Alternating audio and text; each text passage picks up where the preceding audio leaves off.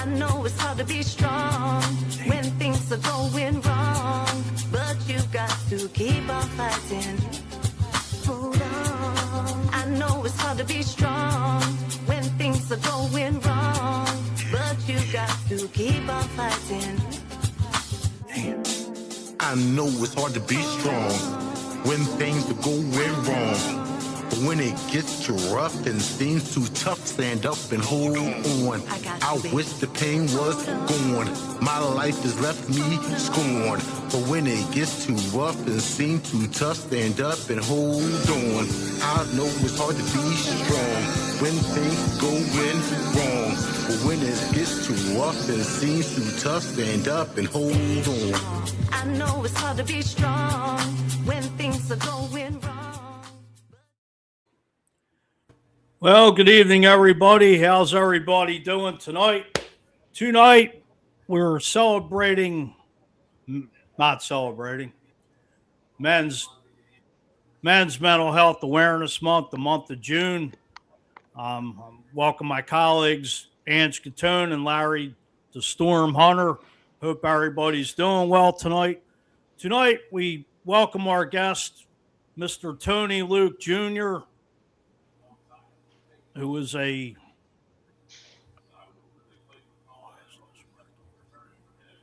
welcome, Mr. Luke. How are you? Grief specialist. Welcome to Hold On, Speak Up and Speak Out. How are you? I'm doing great. It's great to be here. Thank you for having me. Thank you for coming on with us. Welcome to the show. Well, thank you. It's good to see everyone. How's everybody doing? Doing well. Good. As I stated, it is Men's Mental Health Awareness. And, we wanted to, have you on, Mr. Luke. You were on my other show a couple months ago, and, you're a grieving relief recovery coach. Sorry, I have the loud dog. You're also Angela, I can only hear you.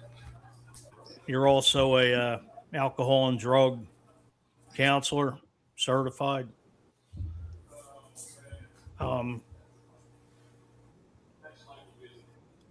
Ange or Larry, Angela, can you hear me? Ange, can you hear us?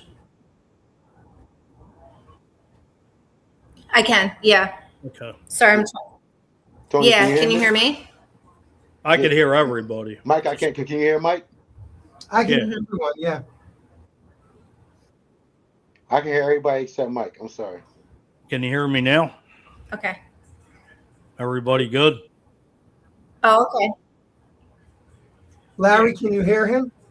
Larry, can you hear me? I can hear you, but I don't think Larry can. I'm gonna jump out and jump back in. All right. So, Okay. Mr. Luke, thank you for. This is great. This is the real live difficulty. Yeah. Live This is show. always. Yeah. This is always the. That's what makes it real. That's how you There's know. I know, you're right. There's always a snafu somewhere. Hold on, let me. Yeah. Can you hear me now, Larry? Can you hear Yes, us? I can. Larry's All right. back. Can you hear me now? I feel like a commercial. I can hear everybody. All right.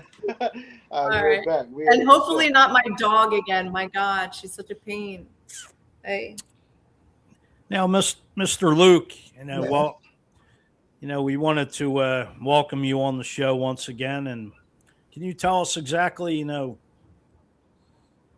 with grieving and you being a counselor and a certified grieving counselor? Coach. I'm a grief specialist, yes. That's it. Yeah, I'm not a therapist. Right. I'm a grief specialist. Grief is very individual. Mm-hmm. There's definitely not one size fits all. With grief, people have to find their path. There was someone came up to me once and said, "My child passed away. How long before it gets easier. And what I try to explain to them is a deep grief, like the loss of a child, something that's very unexpected. That initial grief that you feel, that that initial shock, that never gets easier. What happens is you hope that the time in between the trigger, I wish I can take credit for the analogy. I did not. Someone gave me an analogy and I thought it was great. Is that everyone familiar with the box and the button? If you're not familiar with the box and the button, here's how it goes. When grief first happens, it's a box, and in the box is the button. It's the trigger of the grief. Now that is as strong as the grief that you feel the moment that it happens. But the ball inside the box is very large. So every time you move, it triggers the grief constantly, 24/7, 7 days a week, every day.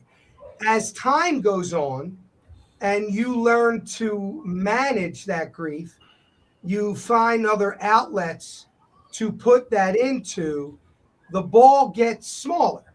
It's still there. The trigger is still there. But as the ball is bouncing in the box, it doesn't hit it as frequently because the ball is smaller.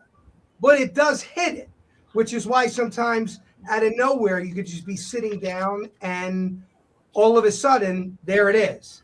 And then it'll pass. So it's, as time goes by and you fill up that time with people in your life and things that you do, the ball gets smaller and smaller and smaller. So there's longer lengths in between that grief. But make no mistake, when that grief hits you, it hits you with the same intensity that it did when it first happened. And what I try to tell people when we're in the group is, and let me finish the sentence before you jump on me and go, no. Let me finish. Right. The initial grief of the loss, the act that the person is no longer here, you got over that grief. You're not grieving that. So when I say that, people go, bullshit. Like, I grieve the loss of my child every day. No, you're not grieving the loss of the child or your loved one. You're grieving what I call secondary losses. What those secondary losses are, I can't hear their voice no more. This movie reminds me of them. This was their favorite song. This was their favorite. So the initial grief, you've accepted that loss. What you can accept, what you have the most trouble accepting, is moving on through life without them. No new memories, no more photographs, no new everything. And it's not like if you're suffering from addiction or alcoholism, you refrain from using the drug to self-medicate. But you can't refrain from living. You can't cut off life. You have to live it. So you're going through this life and you're walking through every day experiencing that life without that person. So that's what you're grieving. You're grieving going through the life without them. And it's so impossible to get away from it because it's everywhere. So what I try to tell people in the group is, you loved them when they were here. Mm-hmm. They loved you when they were here. Right. They're not here, but you still love them. They're not here, but they still love you. And when I was in the group, I asked the group to do something for me. I said to them, I asked one of the gentlemen, what was your favorite thing to do with your son? And he said, we love to go to the movies. I said, okay, do me a favor this week. Go to the movies, find a spot where there's an empty chair, sit in the theater, and I want you to talk to him as though he was in the theater with you. I want you to buy the popcorn or whatever you like to eat, and I want you to interact with his spirit as if he was there and watch the movie. And if you would make a comment to him, make a comment to him. And then when he came back to the group, he said, Tony, I know this sounds crazy, but you just made me have a new memory with my son. So you can create new memories. They're just not in-person memories, but you still can create a memory. This year on the anniversary of my son's death, every year prior, I did the same thing. I would go to his gravesite because I'm not big on going to the cemetery because my son is all around me. He's not in the ground. His body's in the ground, but I don't need to go to a cemetery to talk to him. So, but I do that to be closer to his physical body. This year, I went out and I celebrated. I knew it was the date of his passing. I went to a party. Everyone knew that it was the date of his passing. And they said, how could you be here? And I said, I'm doing exactly what I know my son wants me to do. He wants me to live my life. He wants me to smile when I think of him. He doesn't want me in the corner crying. He doesn't want me in the corner wishing I was dead. Because I know if I died and I was able to see my son, I wouldn't want to see him in a corner curled up crying and not wanting to live a day. So, but it takes time to get there. It took me 9 years to get to that spot. Everyone, they do it in their own time. It's not, it's not like a fix for tomorrow. But as long as you work on remembering them and honoring them and moving forward, because every day that you survive is a tribute to them. And every day that you make someone else's life easier, that is a tribute to them. So a life of service is, I believe, in my opinion, the greatest life that you can live is a life of service. So every time I'm in there and the group is over and they come up to me and we hug each other and they tell me that they feel a little bit better leaving than they did coming in, I try to explain to them that I'm the one that should be thanking you, because every time I leave here, you make me feel better.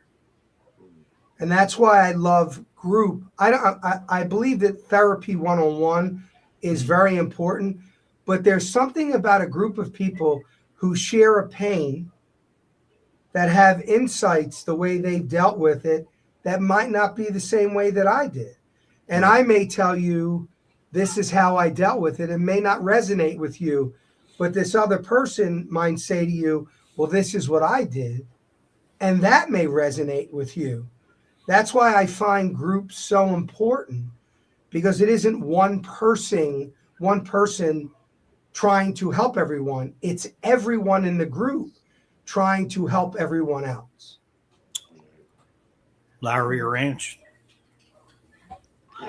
So just to touch on a couple things that you mentioned. So, as we, like, everybody grieves differently. We know that. Same thing, like you were saying, people will be like, oh, how are you going on with your life? You seem so fine and blah, blah, blah. I mean, yeah, at moments you're fine. So I lost my son when he was 25, 25 years of loving the hell out of that child, and, but yeah, it's like you said, like you have these moments of all of a sudden, boom, it hits you. I don't know. I'm driving, a song comes on, whatever. The other day I was driving, and so I know you were saying that, like, you don't really feel it as the initial time when they pass or whatever, but I did have a moment recently where I was driving, and that whole night, literally step by step, started playing in my head. Oh, no, So I didn't say what I said. Is you feel it as if it's the first night. Right. That never lessens. Right. Yeah, that never changes. Yeah, that's what I. Right. So that was like that was like the first time that night hit me that hard again in like a couple of years. You know, it was like, so, you get sad and you have your moments, but that night I really felt like I was going through it again, which was like, wow, like I can't believe these emotions are coming back to me, this like everything for that night. But and I also wanted to touch on crap, what did I want to go over? As you were talking, I was like thinking of things in my head. But it is people look at you and they just assume like, you're fine or blah, blah, blah. And, they just, we don't put out there like, hey, I'm so sad today. Or, you know what I mean? Like, it's like, I'm not going to plaster that all over my social media or, and oh, I know what I wanted to bring up. The whole point where you said that to do something with your son to make a memory, even though he's not physically there. My son and I, when I first lost my older son, my younger son and I, we would do pizza night every Friday night. And we would act like my older son was there. Talk to him. We'd put on Impractical Jokers. And, I have to tell you a funny story. Well, not a funny story, but a crazy story about that. So after he passed, we watched Impractical Jokers like crazy. I didn't know what else to do. I was like, we need to smile. We need to laugh. I don't know. And but same thing, like I include him in my life every day. I act like he's in the car. I talk to him. What a situation will come up and my younger son and I'll be like, oh my God, Vincent would love this. And then like we include him still in like everyday life. But the Impractical Jokers thing, I went to see a medium. I know not everybody believes in this stuff, whatever the case may be, but I went to see one because I felt like I needed to talk to him still. Like I felt like I needed some kind of connection to him. Mm-hmm. And one of the first things she said was, is there something with Impractical Jokers? Well, I literally, like, who would have come up with that? Like, you know what I mean? She's right. Who would even know that? There's a million shows on TV, Mm-hmm. So anyway, I was like, oh my gosh. And she's like, yeah, he's talking about, and every time that show would come on and we would watch it, I would say, I love Joe. He's my favorite. And she said to me, he said he loves Joe. He's his favorite. Well, that was like it. Like my heart was like, oh my gosh. Like, so there are still things in life. And like you said, like, we keep my son here. Like to us, he's not gone. You know what I mean? Like physically, yes.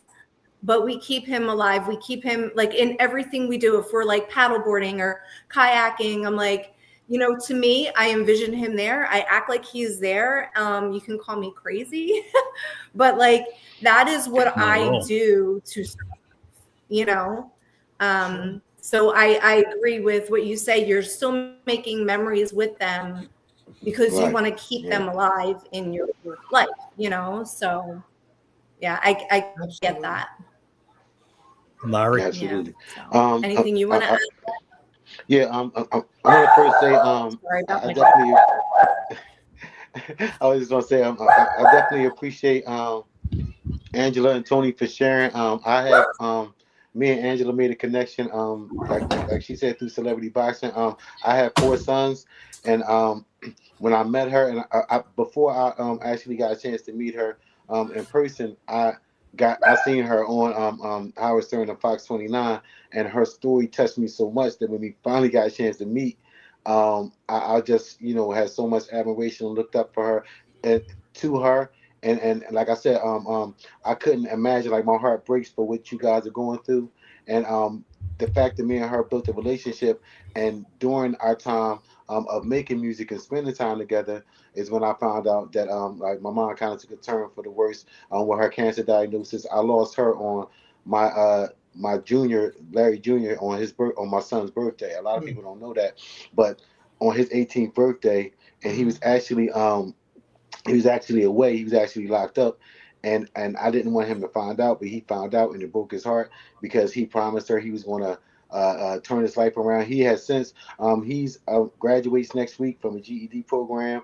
He's about to enroll in Rutgers. But that devastated him in such a way, and it broke me in a way because I knew it was coming, but I didn't expect it. But just the whole part about people not feeling the grief when it first hits them, but it always really being there.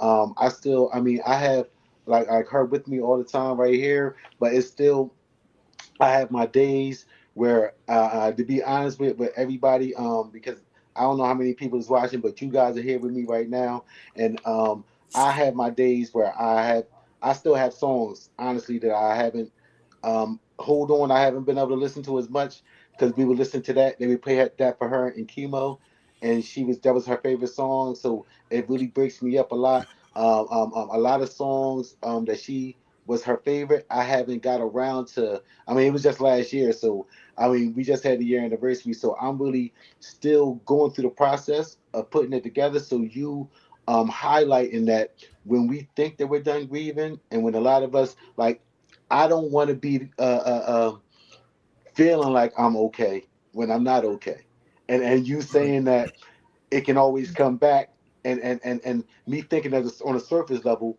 you know what, I'm over this because I had a good day. It always kind of comes back, but I couldn't imagine, like I said, the level of grief. I wouldn't put one against the other, but I definitely have my days where like uh, uh, uh, it just hits me really hard, and I try to distract myself, but I've learned to start accepting it more, dealing with it more. But a lot of what you said hits me, resonates with me, because I have to get back to being able to do those things. But I guess it's just part of the process that I'm going through now. But I will take a lot of what you said to heart, and continue to do the things that we love to do together. But the finality of not being able to speak to the person and not being able to um, um, um, um, um, consult with them and share things with them. Like a lot of with a lot of music things I did, she was so supportive and so proud. That is really, like you said, a hard part. But I go through it feeling like she's with me, like her spirit is right next to me. So I definitely appreciate your angle on it. But I need to be like, it's full transparency because we're all friends, and I feel like Mike and Angela have, what I'm saying, are like family. I feel like I need to get to a better space and start doing a little bit more. So I appreciate you putting that out there as a way to heal, and that's the next step. And here's the thing, Larry. It's okay to not be okay. Right. It's okay to not be okay. Here's all I say. It's okay to go there because we do. You just can't live there. Right. You've Right. got to get into a mental state where I can't live here.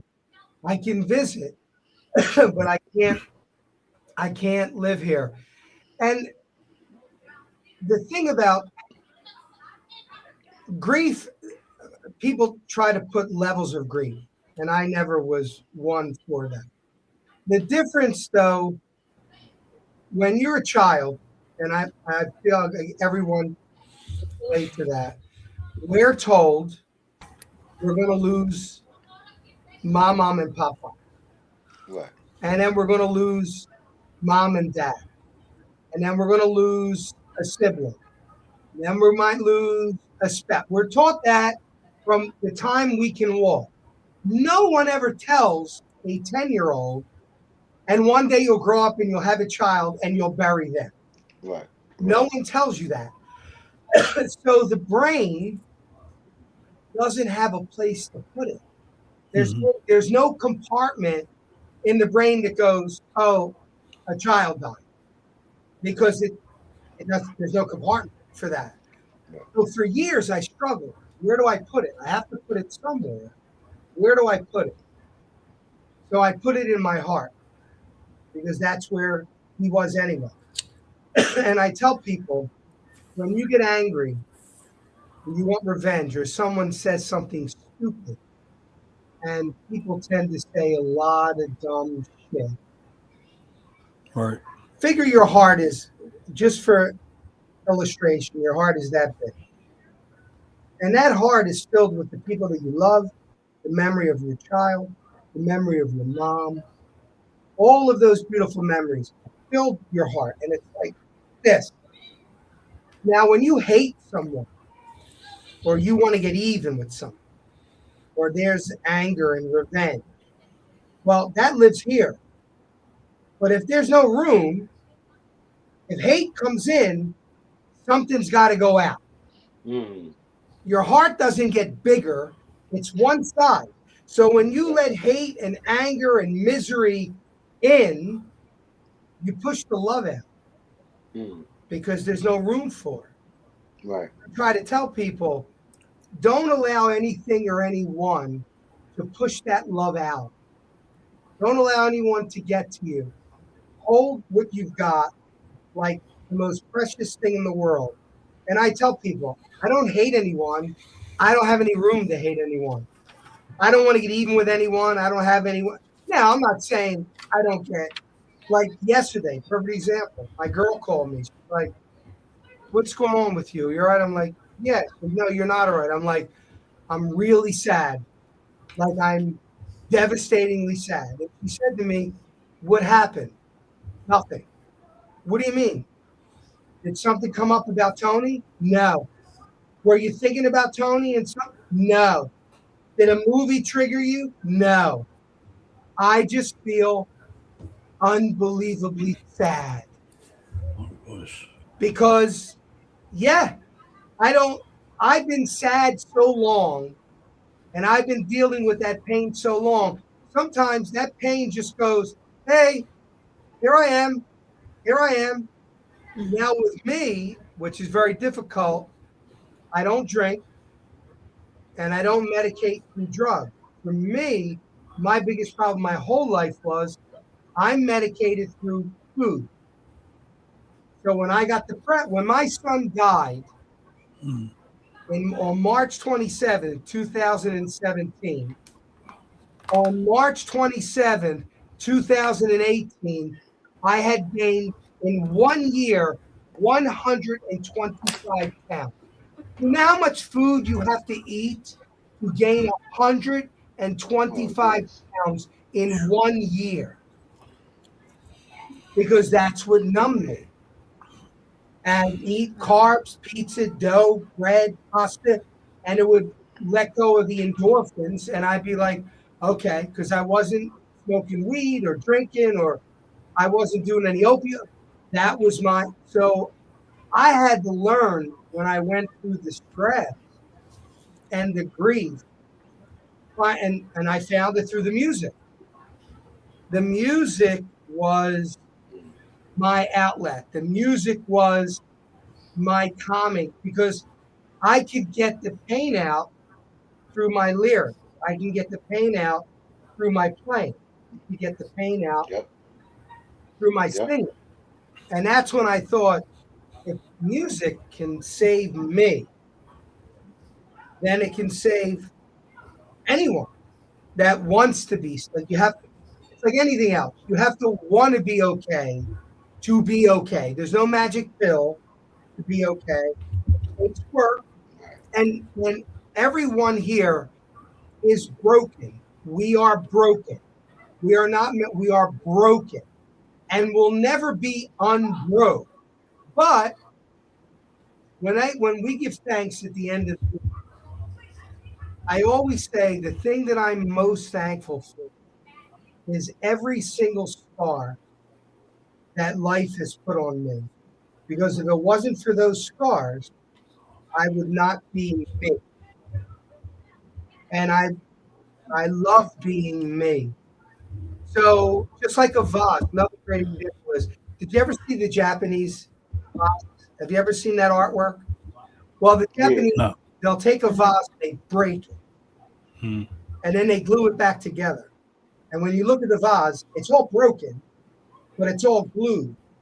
But the vase that is glued is twice as strong as the original vase that they broke, because the glue is stronger than the original material. So the vase is less likely to break after it's been broken and put together again. And that's what I try to tell people. We are stronger because we have been broken and we have glued ourselves back together.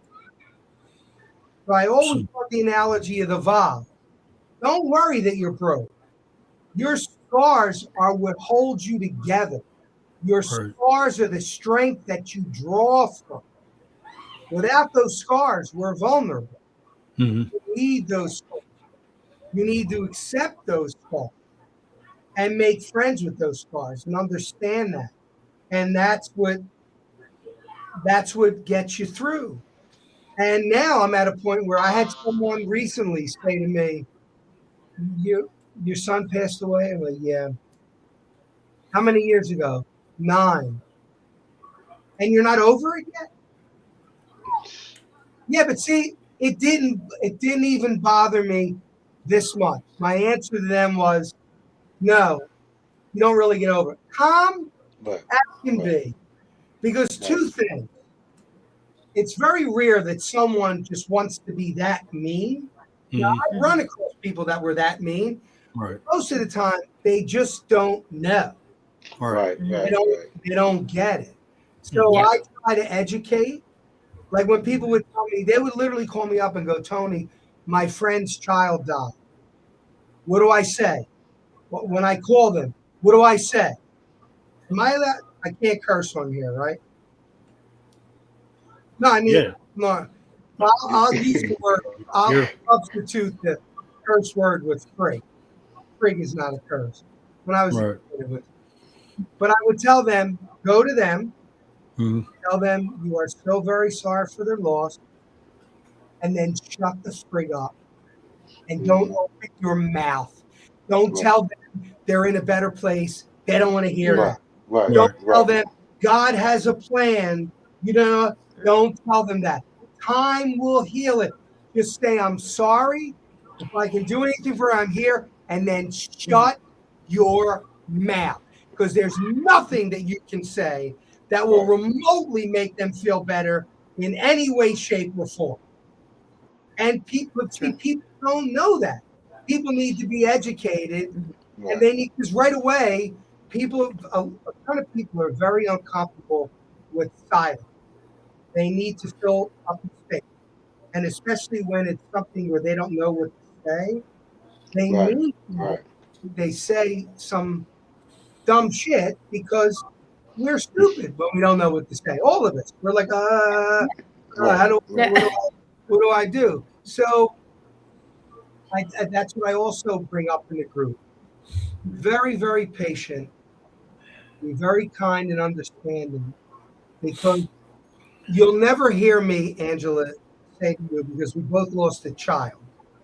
You'll never, ever hear me say to you, Angela, I know how you feel. I do not. I absolutely do not know how you feel.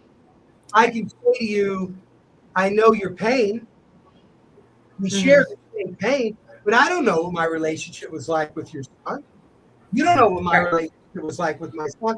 So when people go, oh, I know what you feel. I know how you feel. No, you don't. You don't. You can understand my pain, but you don't know how I feel. And words have meaning. And words make people feel a certain way. Even in the addiction world, I despise using the word high. People are not getting high. When I was a kid, I had a huge drug problem, but I wasn't an addict. I just loved getting high. That's what I love to do. An addict isn't getting high. An addict is self-medicating. An addict is numbing something that they don't want to feel. There's a difference between the two. And I don't like the word clean. I hate that word. I say it every time in the meetings. I don't like the word clean.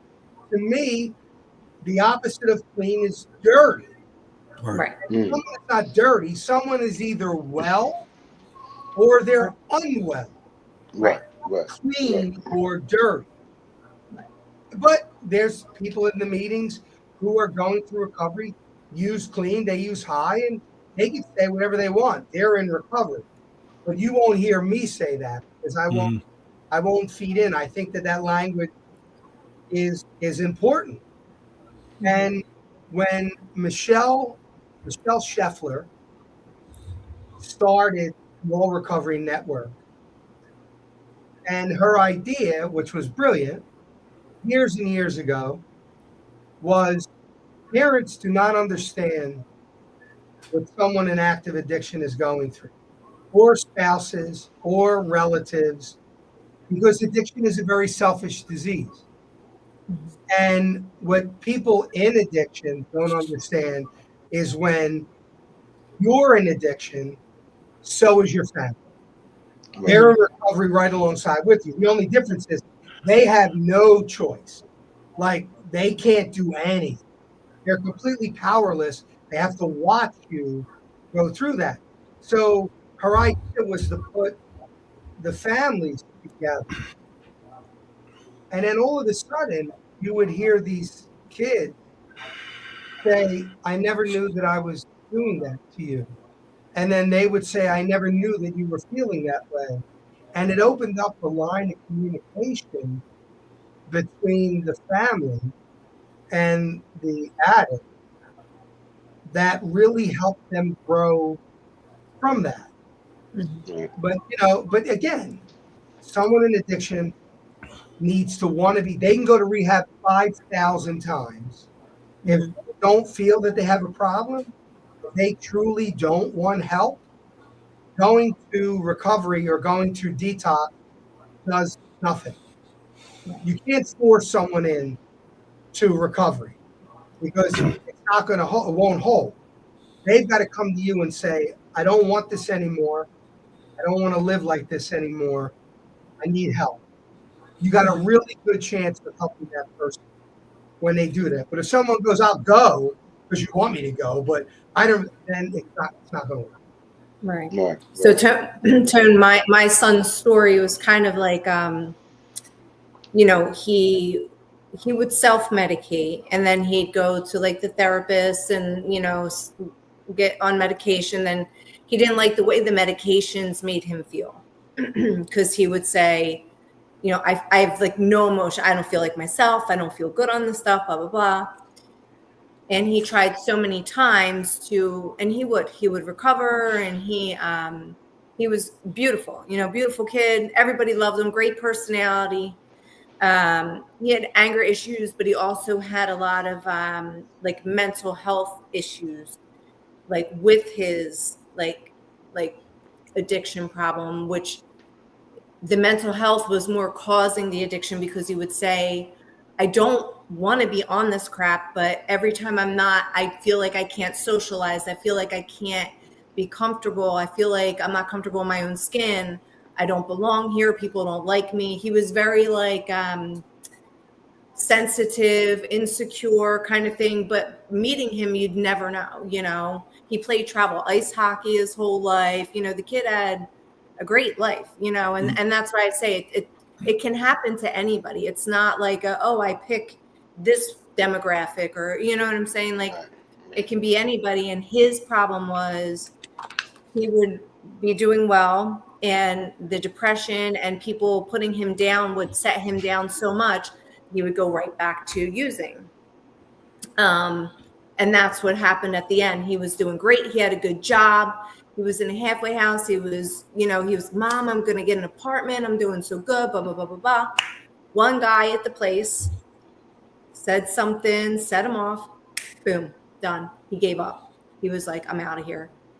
And at that point, I was so frustrated because I didn't get to talk to him and say, hey, and he was over, 18. So in Jersey, they don't have to contact a parent or anything. So they put the kid on the street. Cell phone didn't work, nothing. And he was like, I'm done. And he just took himself out. And I'm like, how not fair was that? I didn't even get to like, hey, bud, you okay? What happened with this guy? Like nothing. He just reached the point where he was like, I'm tired of this. I'm tired of medicating to feel better. And He was so sensitive and people forget, and we'll get into this too with the men's mental health awareness stuff, that men have feelings too. And, you know, everybody just thinks, oh, you should be able to take it, bud, you know, this and that. Well, he couldn't. Right. Toughen up So or whatever. Right. he was ending it because he was so tired of the cycle. He didn't want to be on drugs. He didn't want to be medicated, but he couldn't function normally. So he took himself out. Is basically what happened to my son. Well, I always say that, and I've said this a million times, heroin took my son's life, but the stigma is what killed him. That's what killed him. So I fought so hard. My original campaign, Brown and White, was about the colors of heroin, and it was about how deadly the stigma is. See, people think that the drugs are the problem, and this is also very controversial when I say that. The drugs are not the problem. The drugs are the solution. That's the solution. The problem is the trauma, the mental health issues, the low self-esteem, all the things that go. The drug is the solution, like the food was the solution. The problem was my son died. The food was the solution to, because people go, well, drugs, it's the drugs that are the problem. No, the drug is the solution that they found that worked for them. And when they find what works for them, they use it. Now, we have very similar stories, close. My son was in recovery for 18 months, and my son overdosed. Do you know that the majority of overdoses before, now that you got tranq and you got fentanyl in everything, including weed now, people smoke a joint for the first time and they die because it's got fentanyl in it. There is no more heroin. There is no more. It's all, everything is fentanyl. It's all fentanyl. So, but back then, the reason people overdose, most people that overdose from drugs overdose because they were 12 months clean. I use clean. Shit. See? So used to 12 months in recovery, 18. So when they go back, when they fall, and they use the same amount they did when they were in active addiction, they die. Most overdoses comes from people that had long-term recovery. Because their body's not used to it anymore. Now, I mean, there were 3 kids I know died from smoking a joint that was completely laced with fentanyl. They died from smoking a joint. So I don't know, the streets are so big. And the tranq now, the xylazine, I mean, it's putting holes in people. It's, you know, and it's very resistant to naloxone. You know, Narcan, it's a fight that people go out every day. I get lucky enough to speak. And I tell people when we're speaking, thank you for coming out to hearing me. But I'm nothing. Like, I'm a guy in front of you speaking to you about what I've been through and how I've learned to get through it.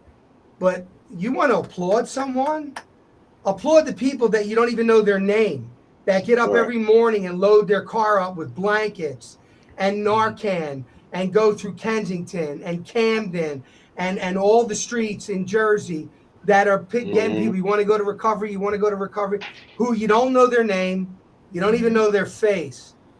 Those are the heroes, not the people that are on TV going, hey, and I don't take anything from them. There's a place for that. But, you know, when I see speakers, I had a guy once, was 500 people were supposed to come. And I guess he came in from, I believe, Baltimore. And 30 people showed up. And he was backstage, and he was so upset. He's like, I drove all these hours, 30 people. And I remember it. He was starting to get to me a little bit. And I said, hey, can I ask you a question? I'm like, hey, why do you do this? He's like, do what? Why do you go out and speak? Well, you know, because I want to help people. You know, I got to call bullshit. What do you mean? I'm like, there's 30 people out there You want 500. 500 says ego. It doesn't say help. Oh, Because right, how do you right. not know that those are the exact 30 people that God needs here right now with you to help them get through? If there's Right. one person in that audience, you should be as psyched to get out there and speak to them. If not, then don't tell me you're doing it because you want to help people.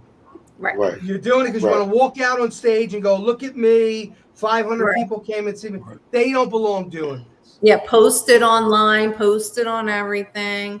Right. I always Right. tell Right. people, I'm like, the way I go about my day is if I save one person today, just in a conversation, I don't even need to be freaking speaking. I don't need to anything in my daily life, in my own personal way. So a conversation, and I told the other guys this before, a conversation that my son and I had before he passed.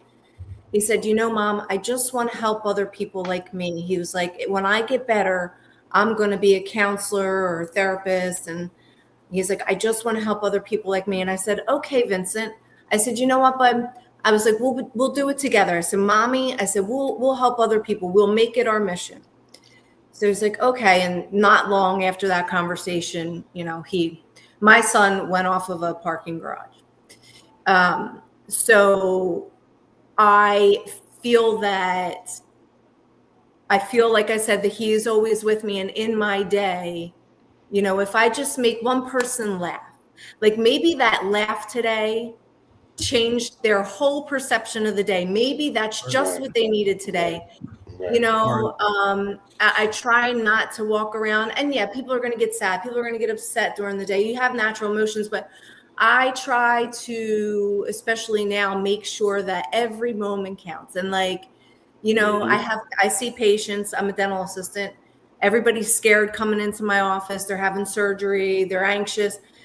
And I'm just like, you know what, let me just make this person feel comfortable and, you know, better about being here. And I've had people actually say to me, like, thank you so much. You changed my day. Like, and that makes me feel so much better about doing what I'm doing and the mission that I'm carrying on for myself and my son to help other people. And that's it. I don't need to be applauded. We don't need to be, you know, in front of, like you said, like a million people. It's those little acts of kindness, those little smiles that hopefully that person, you know, that maybe was going to, you know, having a bad day and was going to go home and either like drink all night or whatever, maybe they changed their mind, you know, like, and had a better day because of it. And, you know, just the stupid little things. Before my son took his life that day, it was on camera, and he helped a lady onto the elevator that he was going up.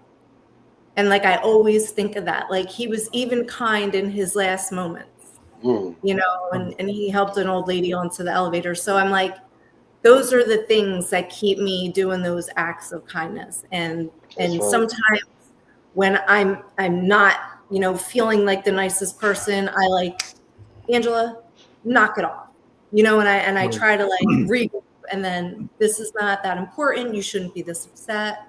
It's silly, you know? So that is what I try to do. Sorry, I like lose my voice. So like you said, like it doesn't have to be 500 people. You don't need to have the whole world watching. You should just do it because you want to help other people. And it could just be one little thing that day, you know? Right. Tony, I had a question, you know, for the audience watching. Someone is listening tonight, is struggling in silence. What would you tell them? If they had no one to speak to, like what's this? If somebody's watching tonight just struggling in silence, what would you want them to hear? What would you want to tell them? That your brain is a liar. Your brain is always a liar. Your brain takes whatever the situation is, and for some reason, it goes to the worst case scenario. People feel hopeless, They feel that nothing is going to get better, and they don't want to be here. And they feel that no matter how much they try, they're not going to get through it. But the truth is, you can get through it. Mhm. You have to search out someone or something. It's when you isolate yourself, you put yourself in the worst possible position that you can be in.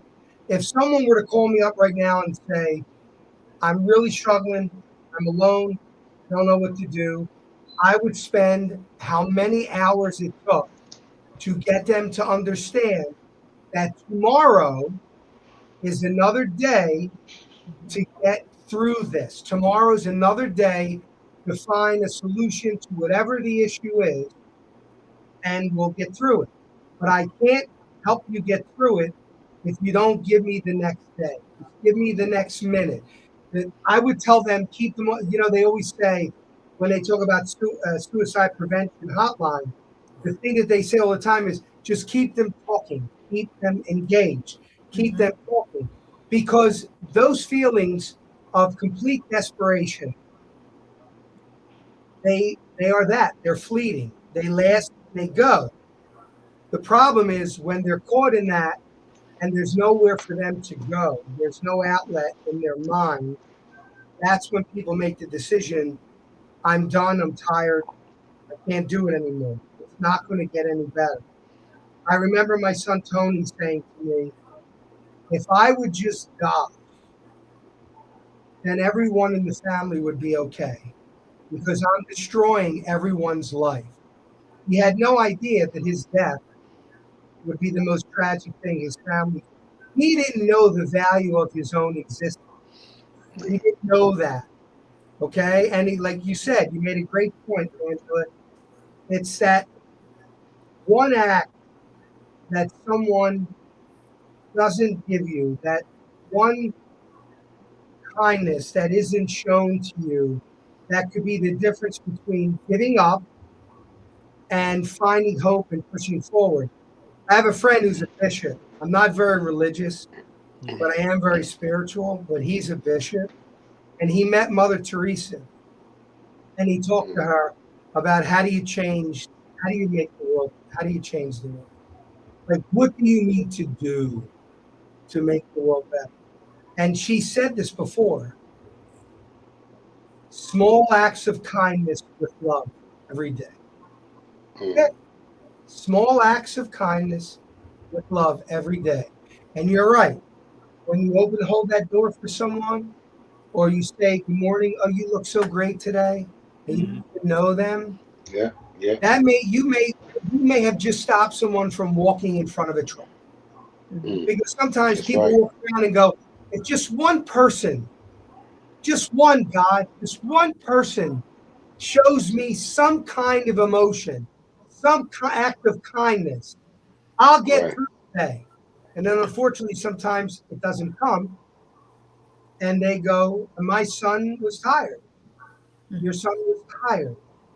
And that's another reason why if I told you how many parents that I had to talk to because of ignorance, because of them coming to me hysterical, going, what's the matter? Now I see it changing. What I'm about to say is changing. It took too long for it to change. But I had one mother hysterical going, I can't bury my son. What do you mean you can't bury your son? Well, I'm Catholic. Okay. Well, he took his own life. They won't let me bury him in the church. What do you mean they won't let you bury him in the church? Because there's been this stigma with the church, which is why I'm not a huge fan of organized religion. Because you're not going to sit there and tell me if God knows everything, and I believe that he does. That's my personal belief. He knows when somebody's had it. He knows when somebody has done everything they possibly could, and they can't go any further. You think that there's a God up there going, oh, you took your own life. Are you kidding me? Really? How do you even come up with that scenario when God is all love And supposedly you could never in a million years love your child as much as God loves your child. You would never turn a child away. I would never turn a child away.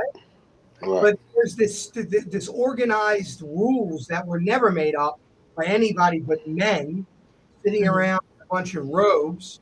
So I don't hold any stock into that. And it makes me angry. Just the fact that I've got to console a parent because they're so stuck in the old ideology of religion that it's big enough that they're dealing with the loss of their child. Now they got to deal with this shit. Right. Which is what it is. It's absolute bullshit. Yeah.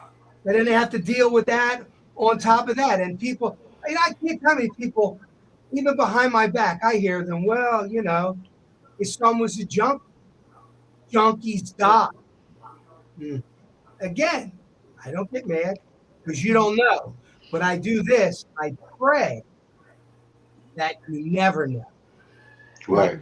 That words that you're spitting out, Yeah. that will come back to make you understand that what you're saying is not only stupid, but it's hurtful sometimes, and it's not true. And karma is a real thing. Yeah. Well, here's the thing Comes about back around. Well, here's the thing about karma. I'm glad you brought up karma because I speak on karma all the time. Karma is not now, nor has it ever been, a punishment. Karma is never a punishment. Karma is the way the soul learns a lesson. When people go, oh, it happened to Great them. point. Karma, God's not going, I'm punishing you. God's going, I need to show you. Right. So you understand what that, it's never a punishment. Never. Karma is a lesson that you have not learned yet.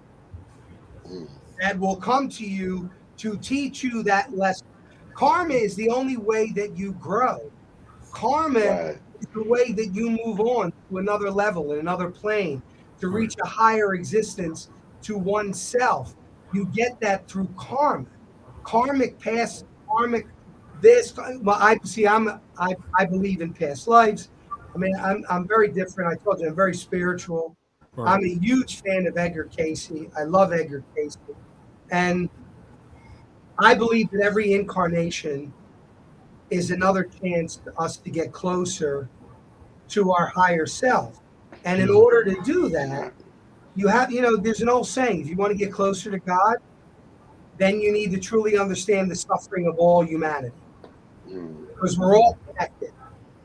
So some people go, well, I lived my whole life and my kids didn't die and my parent lived to be very old. I guess I'm blessed. And I go, well, you're not blessed. Actually, it's the opposite. Right. You've learned nothing in this lifetime. Exactly. So if you're here, you're going to stay here. It's only through pain that we can grow. Pain is the only thing that gets us. My other two children, I've never been closer. My girlfriend, my ex-wife, it learned me how to love. My son's death taught me how to appreciate what I have right now, in this very moment, today. That's right. I never appreciated it before. I thought it would always be there. It's always going to be there. It's not always there. So I truly do live today. Tomorrow will take care of itself, and there ain't a damn thing I can do about yesterday. That's it. It's gone. So I concentrate on right now, in this moment. That's how you find happiness. When you can try your best to live in the moment, and even in the work. When someone said to me, it doesn't bother you, how could you say you're grateful when God took your son? Well, first of all, God didn't take my son. My son died at 35. How could you be grateful? I'm grateful that I had him for 35 years. Right. Because I don't want to look at the other way. Right. I'll be 65. In a few months, I'll have lived 30 years longer than my son did. I can't look at his death like that. I have to look at the blessing that I had for 35 years. What a gift I was given. Right. You don't look at it that way. It will eat you up alive. And Right. you You're will right. crave what you cannot ever have again, instead of cherishing what you did have. Exactly. Yeah. Now, Yep. Tony, can you talk about I know you do Wednesdays with being a grieving Yes. coach and Yeah, what you it's do on Thursdays? that start the grief meetings, the grief recovery meetings are every Wednesday night from 6:30 to 8 p.m. Mhm. at a place called Starting Point, which is in Haddon Heights. Actually, I have the picture, not to interrupt you right here. Yeah, there it is. It's actually no, that's the old recovery meeting. Oh, That's my in Washington mistake. Township. Okay, my That's mistake. in Pfeiffer Community Center in Okay. Williamstown, New Jersey. That's from 7 to 8. Okay. And that's good. But the grief meeting is 6:30 to 8 from at Starting Point in Haddon Heights. And it is a beautiful meeting. There's normally between 15 and 20 people that show up. I try not to want it to be too big because Right. then we can't, but it's really it's such a beautiful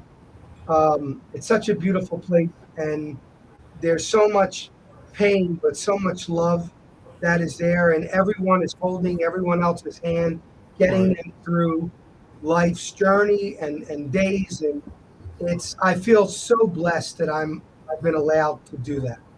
Mhm. Yeah.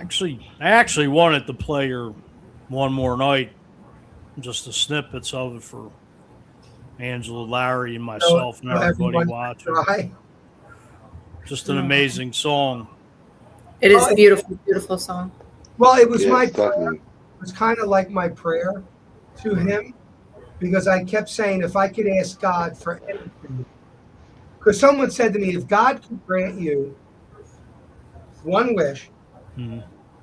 and tomorrow when you woke up, your son would be here, would you do it? No.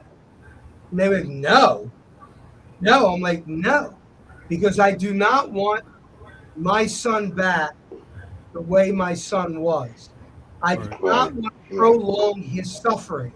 Now, if you said I can have my son back tomorrow with no addiction issues and everything was good, of course, I want him back tomorrow.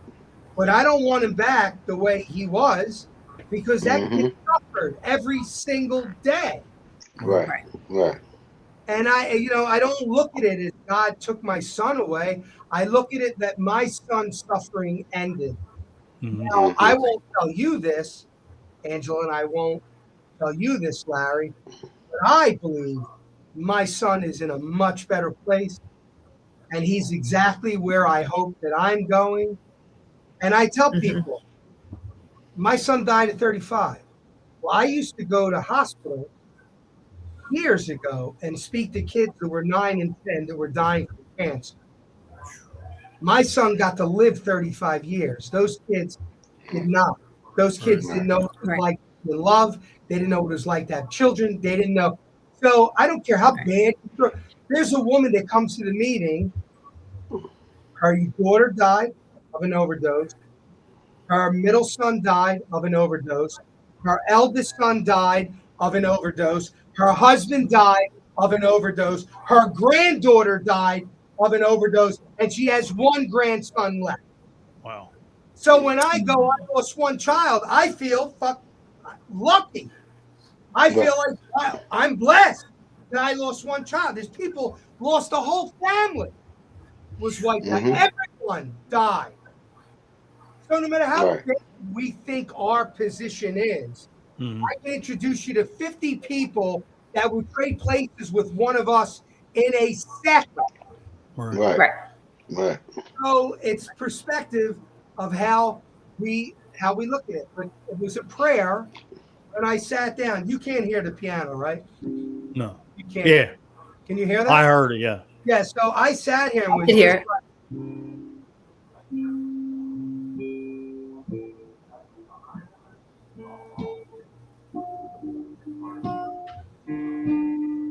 And then all I heard was the line, like I was praying. It was like, can I have the rest one more night. So it just came out.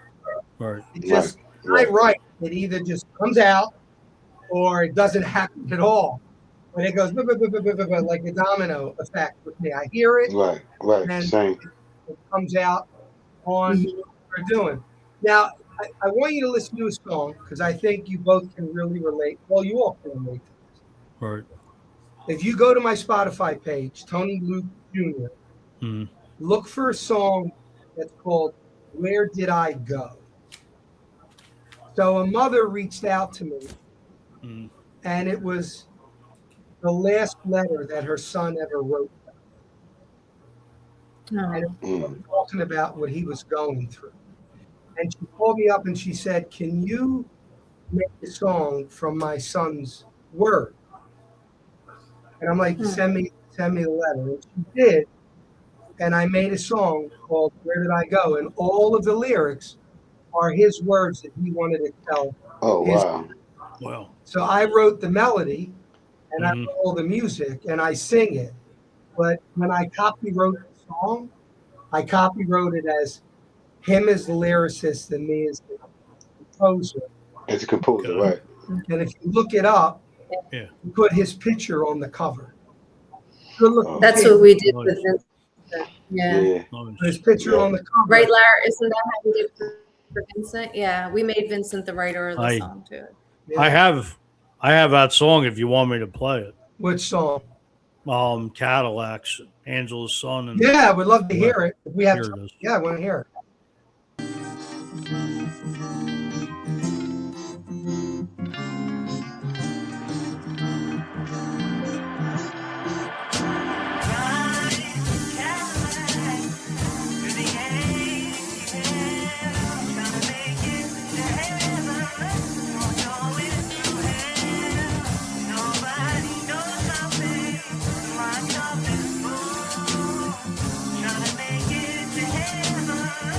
Trying to make it to heaven, 'cause I've been going through hell.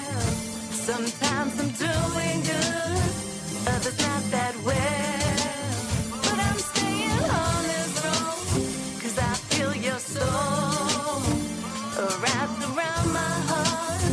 When the world gets cold, that's where I get my strength to keep moving on. Even when my cup is full and everything feels wrong, but that don't shake my faith, 'cause I know all too well the only way to heaven is to make it through hell. Trying to make it through heaven, cause I've been going through hell. I'm on the right road, really I can't tell. Hearing your voice, missing your touch. Take a ride in the caddy when it gets too much. Step on the gas, I turn the radio up. Take all of my pain, I pour it into a cup. And if it gets too full, I know what I gotta do. Just hit the highway when I wanna think of you. Cause I'm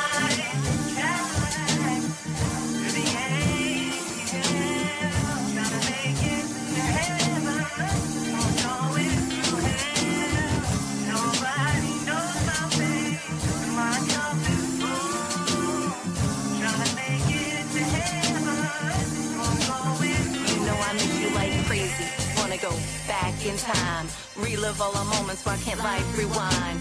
Know exactly what I would change to keep you safe. Fix mistakes I made to give you the life I know you deserve, and not one that was so disturbed. You know I tried.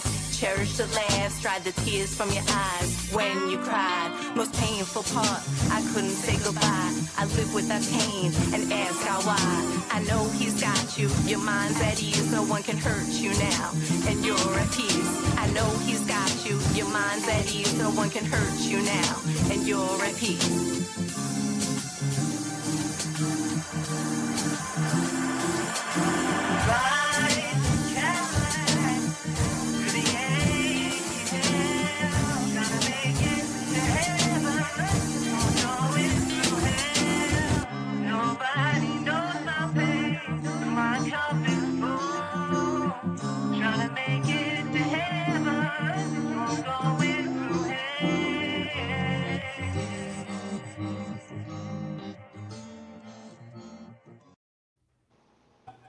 Wow, that's strong.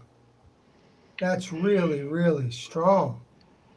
And that's him Thank you. singing Appreciate it. the chorus part. That's yeah, And you got that Yeah. off of a Yeah. phone? Yeah. yeah. He Are- would just send me himself singing. Who's Yeah. doing the female rap? That's Angela. Me. That's Angela. you? Oh my That's, I wrote God. that to him. Yeah, That yeah. was I wrote that beautiful. to him. Yeah. And it again, Thanks. it tells the story. I mean, people Right. don't understand. And it is We true. I appreciate love that line. You can't get to heaven unless you go through hell. And we were just talking about that. I mean, you can't yeah. grow without the pain to go through it. See, those are the things I was that thinking that. never leave listening you. to it, Yeah. No, it was absolutely beautiful. When did you release that? Just When was it, Angela? it was a Last couple year? months. Yeah, it wasn't that long ago. It wasn't even. It's not even been a year because Hold On's not even a year yet. Now, you yeah. don't have Hold On, do you? So That's our intro, but I can we do play have. that. Here's Hold On. Yeah. let me- I know it's hard to be strong when things are going wrong, but you got to keep on fighting. Hold on. I know it's hard to be strong when things are going wrong, but you got to keep on fighting. I know it's hard to be strong when things are going wrong. But when it gets too rough and seems too tough, stand up and hold on. I wish the pain was gone. My life has left me scorned. But when it gets too rough and seems too tough, stand up and hold on. I know it's hard to be strong when things going wrong.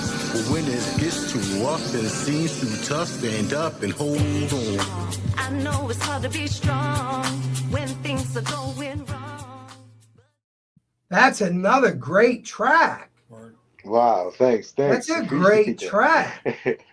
Thank you.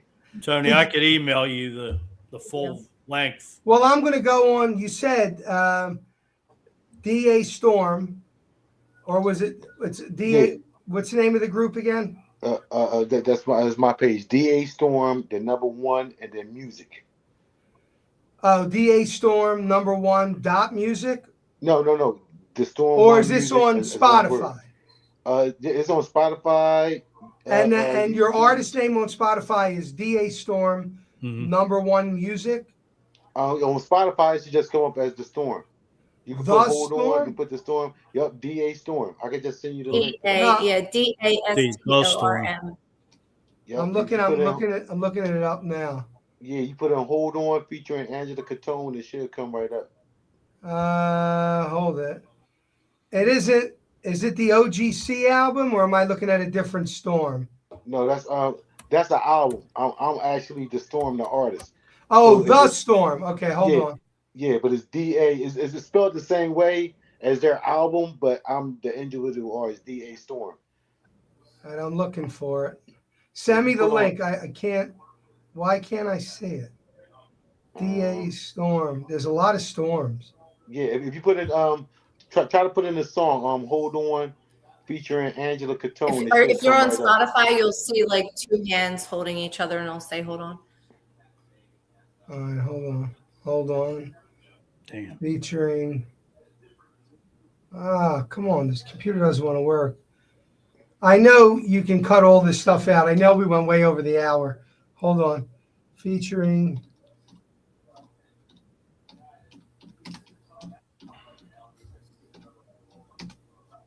Matter of fact, I'm trying to email it to you now. Yeah, email it to me because for some reason it does not want to cooperate with me. Just shot it over to you. The MP3. Oh, okay. Can you send Tony? I'll send you the Spotify link as soon as we get off, and also the YouTube links. Oh, to the okay. page. I'll give Okay. you. Yeah, I was looking at the. Yeah, no, I think that's great. You got to that music. You got to get that out there, and Right. the secret with the algorithm obviously is you got to just keep releasing, Mm-hmm. keep releasing, Right. more and more and more and more and more. So what I find myself doing now is I prefer to be a songwriter Mhm. and not a singer. I don't like singing. I don't get any joy from it. I hate it. But I get joy from listening to other people do my music. So if you'll notice, if you look at my Spotify, more and more features. Mm-hmm. So it's like Right. Tony Luke Jr. features, Tony Luke Jr. featuring, Tony Luke Jr. featuring, because I just want to write them and get and produce it and get Right. someone great to sing it. My new single comes out June 23rd, and it's, I don't know if you ever heard of a woman, excuse me, that just came through, Mike. Have you ever heard of a woman called, wow, Jesus, Tony, really? Chelsea Viacava. Have you heard of her? No, I'm gonna look her up though. As soon as Well, you can't, she doesn't really do, like, Okay. I met her and I'm like, please let me write music for you. Like, her voice was, I was like, oh my God. Blown away, huh? So I wrote a song called This Is Not the Life. And it's about, this may not be the life I thought I would have, Mm-hmm. but it's the only one I have. Right. And I have to find joy and purpose in this life, because this is not the life like the chorus is, this is not the life I thought I'd live. This is not the life. How do I forgive? This is not the life, but it's the only one I know. Tell me, how do I let go? Like, how do I let go of the fantasy or Right. that fantasy of what my life I thought would be and accept what it is now? But we do the same thing. I try every song, unless I'm writing a song for a TV show. If I'm writing a song for a TV show, then it's for a T, because people go, Tone, some of your songs are, and then you wrote this. I'm like, that was for a TV show. Like, they told me what they wanted. Right. I wrote what they wanted. That's not what I would normally put out, but I have to release it Right. because I don't make any money when it's playing on the TV show. There's no place for them to come and stream or download the song. But a lot of it is very different. I recently saw your recording of Man in the Mirror, and it was pretty phenomenal Dude, the way I you got- sang it. I got a lot of flack from that. I got a lot of flack from my girl. When I was originally going to do that, I said the album was originally called Strong in Broken Places.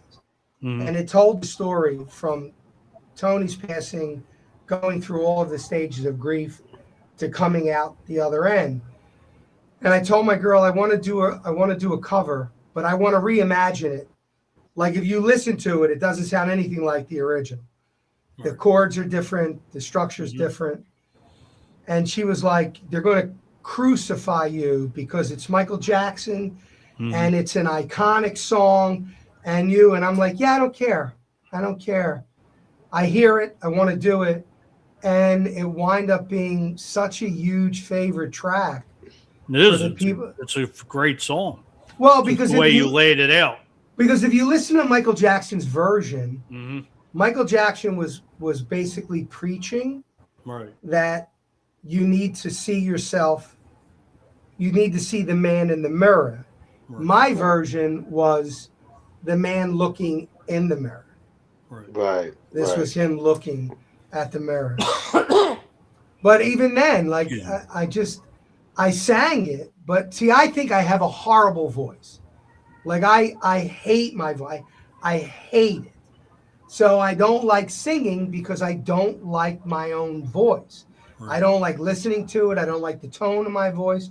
But I'm writing them, and if I can't find someone to do it, then I have to do it myself.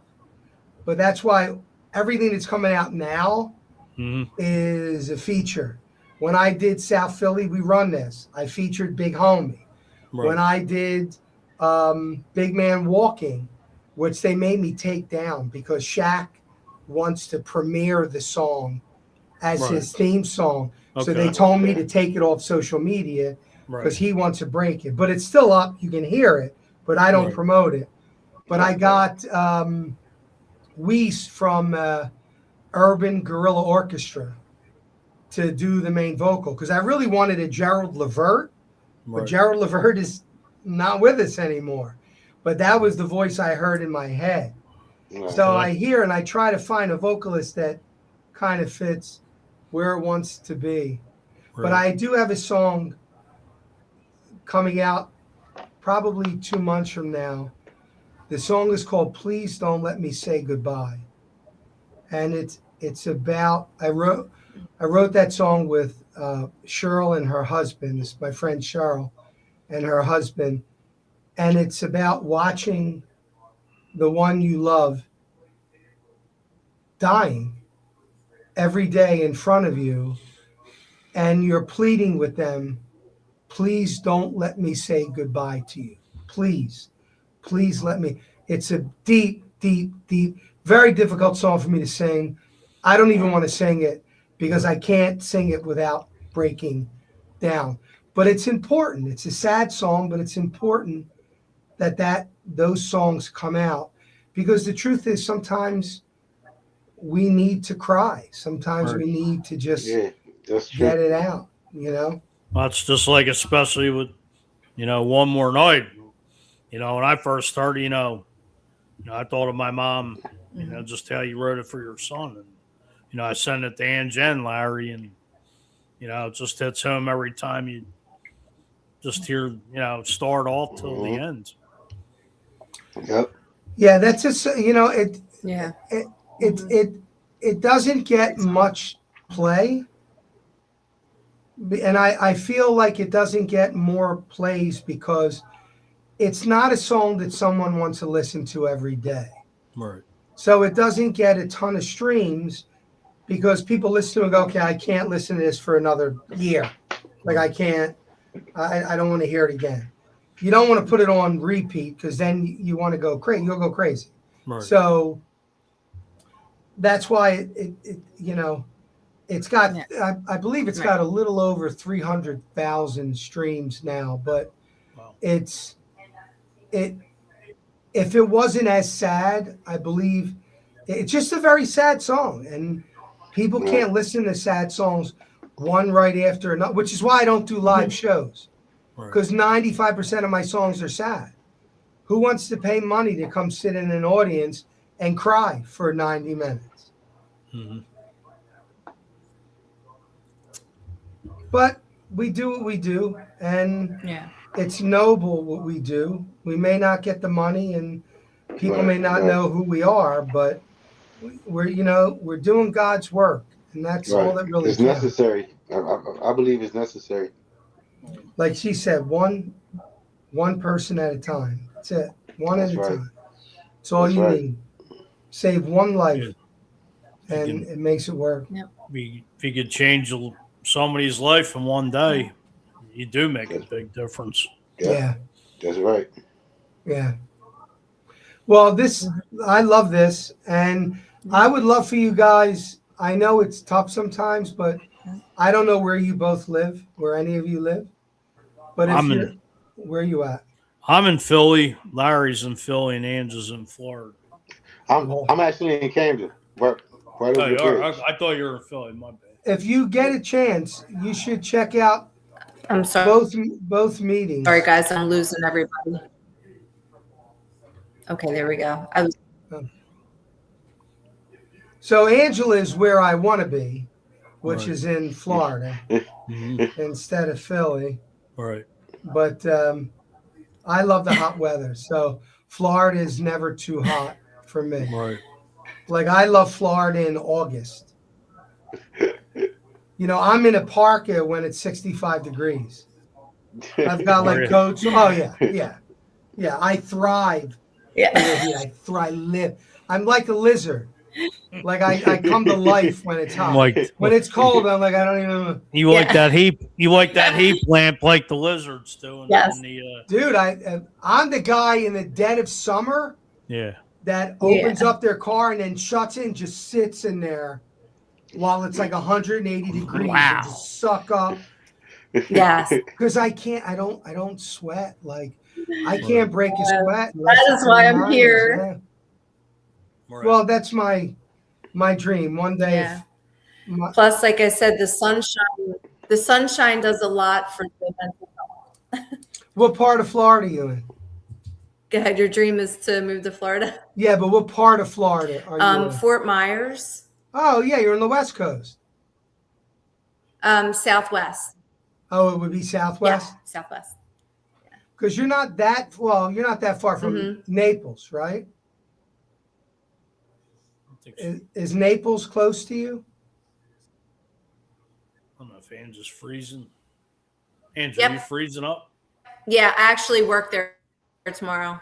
Yeah. Naples? Yeah, Naples. I like Naples, but I'm getting. she's getting bits and pieces. Yeah. She's cutting out. Well, Yeah. this was a pleasure. I hope you. you ask me back again. Oh, And I definitely would will. love to stay in touch with everyone. If you Oh, want to absolutely. share my number, Mike, with Angela and Larry, please feel free. I actually don't have your number. Oh, well, write it down. Yes. Do you want to? Just cut it out of the. Don't let it play online, please. No, No, send it to me. Send no, it to I me, was send gonna, it to me. I was going to see if you could put it in our Yeah. private chat room. All right, hold on. Let me see. Chat. Here we go. Oh yeah, when- maybe on the side there. Yeah, Yeah, we won't. we won't put your number out. I promise you. That's private, right, Mike? What's that? Okay, we got it. Our chat. All right, cool. Yeah, Yeah. Okay. or chat whatever you want in private chat. Yeah, thank you. We'll Yeah. definitely love to have you back on. Taking your This was great. We need each other. Everybody needs someone. No, you're right. I We're mean, all in this together, it's like we talk about mental health awareness, whether it's men and women. It's just everybody's going through something. You don't know what everybody's going through every different day. That's right. That's right. And it's and it hits home, and you just never know. God, especially in the world today, it's just with all the chaos, and people don't realize how serious mental health awareness is. It's funny because I'm going to sound like a real old man right now, Not at all. but I believe that the ruination of our children and of this society was social media. Social media killed this world. It killed it. Mhm. Killed it. Right. It put Yeah. kids I under agree. unrealistic pressure 100%. that they shouldn't have to be in. Yeah. Right. Social media creates an unreal world. And Right. people that want to cause chaos Bullying. thrive, and they thrive in that social media, and the algorithm pushes the negative narrative. It Right. never pushes the positive narrative. It always. If I open up my Instagram and see another picture of people beating each other up, killing each other, people shooting each other, I don't get any of the good stuff. I Right. know good stuff is out there. Don't come to my phone. Right. It's bad. It's Right. bad. And it doesn't promote personal interaction. It's like everything is online, so you don't have to be accountable for the way that you talk to people, the way that you respect people, the way that you interact with people in a personal setting. Everybody's used to just doing the online thing and being cold and calculated, and not having to in real time be held accountable for their Yeah. actions and the way they act towards people. There's no. I only post about my son on his birthday Mm. and on the day that he died, and I never make it about me. I'll post and go, "This is for everyone that has lost a loved one or a child." People on my post, he's a junkie. Glad he's it's one less junkie. Wow. On my, you would never come up to my face and Oh my God. never in a million years would you come up to me and say, but you're behind a keyboard. Right. They're cowards. Yeah, you say whatever you want to say. Right. They're And cowards. a lot of That's them all. do it because Right. they have no Right. life and want to incite you, get you angry, and then when you look them up, 99% of the time they have like 3 followers. Mm. Following like 8,000 people. They got 8 people that follow them. Mhm. Well, Right. I never engage. Never see Right. me speaking negative to anyone on social. I never even let them know I read it. Like I will never Right. give satisfaction. Yeah, No, they're definitely not worth it. They're definitely not worth it. I know that. Right. It's no. Well, listen, you have my number. No, Right. it's not even worth your time. No. No, it isn't. And what time is it? 9:30. So my girl should be calling me on her way from work shortly. Okay. But this was great. You both have my number. Text me your link. I want to get to know more of your music. absolutely. I'm easy on Spotify. If you both have Spotify, it's just Tony Mhm. Luke here, and everything I have is up there. Yep. And a whole bunch of stuff coming. Nice. So Right. like I said, Okay. Definitely. drops the new single with Right. Chelsea Viacava, and when I tell you she killed it, Mhm. crushed that song, crushed it. Wow.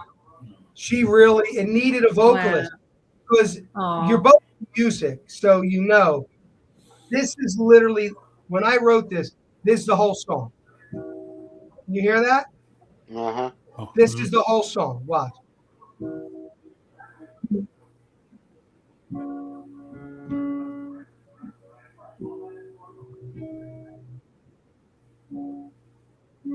Two chords, a whole song. Wow. So the melody carries that whole song, but it's pain. It's Oh, wow. 8 hours in the studio Mhm. getting 8 hours. Wow. Because I'm like, no. I don't feel it. I need to feel it. More. Push. She hit notes that I know she never thought even existed in her body. Because I am in the Wow. studio, I'm like Wow. a commandant in the studio. Like I had one girl I worked with, she had a beautiful voice. She can do all these runs, and she sang the song. And everybody in the studio was like, woo. She's like, Tony, what do you think? I'm like, yeah, I hate it. Right. I hate it. I said, do you think those runs and those notes make you a great singer? Because they don't. Right. I'd rather you not be able to hit those notes, but I didn't feel it. I felt nothing. You need to rip my insides out with your vocal. If you Mhm. don't move me with your vocal, I don't care what your technique is. I don't care you Mhm. can do 8,000 runs. So, and they hate me in the beginning. But when it's over, Yeah. they come to me and they go, I never thought I could. Yeah, that's how you make great music. Yeah, I'm like, because everyone goes like this every time you sing. Everyone's, oh my God, you're amazing. You're amazing. You don't have anyone going, no. Right. You have great technique, but no vibe. Right. Here's the vibe. And I only got that because I got like a 1.5 octave range. I have 0 range. So I had to learn as a singer to make the best of this little bit of range that I've got. Because I couldn't use any of the tricks because I couldn't do it. Mhm. So I had to hit you with everything I had in this little window of vocal range. And that's what I try to get out of everyone when I'm in the studio with them singing the track. So, all right, so let's keep in touch. Keep doing what you're doing. God bless you, all of you. Thank you. God bless you. Tony, thank you. Appreciate you for coming Thank you. on, brother. Appreciate Same, you all. Tony. Keep Thank you keep for in coming touch. on once again. Yep. Definitely going to have you back on. Yeah, text me all your numbers. Thank you so much for sharing Okay. everything. All right, Thank God you. bless you guys. Take You care. too. Have a Alright. good week. Everybody bless. have a good Okay, week. 100%. Bye-bye. Right. Bye. Good night, Thanks, Tony. Everybody have a good one. Okay, I know. I was Oh, going that to. was good. He was good. I wanted to just play the promo you guys did for down Penn's Landing. If I could play that, and just wanted to show the thing for Saturday. Larry, if you Cool. could- Yep. Somebody Yep. just play this, and then I'll let everybody go. All right. Cool. Sure.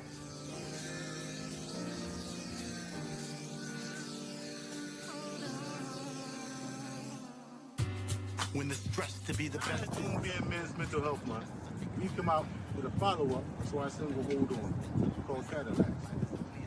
And it's going to give y'all some more background on the song. So a while ago, before we lost my son to mental health issues, he started writing a song and he sent it to me through video. He would always use music.